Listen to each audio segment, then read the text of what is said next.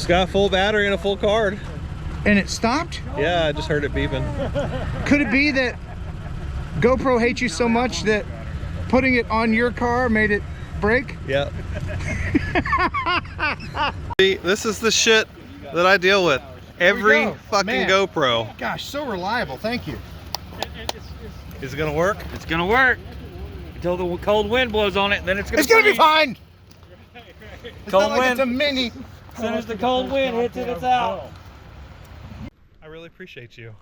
What This happened? GoPro Hero 12, Yeah? it works fucking flawlessly. Does it now? It doesn't fucking freeze. It doesn't crash. It doesn't delete my footage. It flew all day long.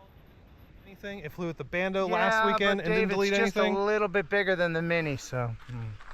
But it works. Oh, well, that helps, yes. It works. It does, it does. So thank you for a good quality camera that works. I appreciate you. I still would like something mini though. Where's the mini at? Can we have a mini 12 or Where's the mini? or In your session pants. 12? Can we just drop the mini and go straight for back to session? Because we really would like Yes. a GoPro session. Quality, none of the screens, and a tiny little rugged box. That's I'm all I with you. want. That's all I want. That's all the pilots want. That's all we want. I don't know who wants all these screens, but it ain't me. Screens are for pussies. They just break, they fail, and they cost money, and I don't use them. So what good does it do to me?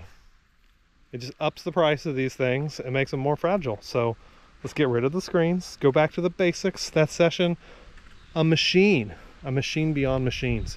All you have to do is call it a Session X and it will sell like hotcakes. Everybody wants it. Get on it, GoPro. Oh yeah, thank you for the 12 too. It really does work well.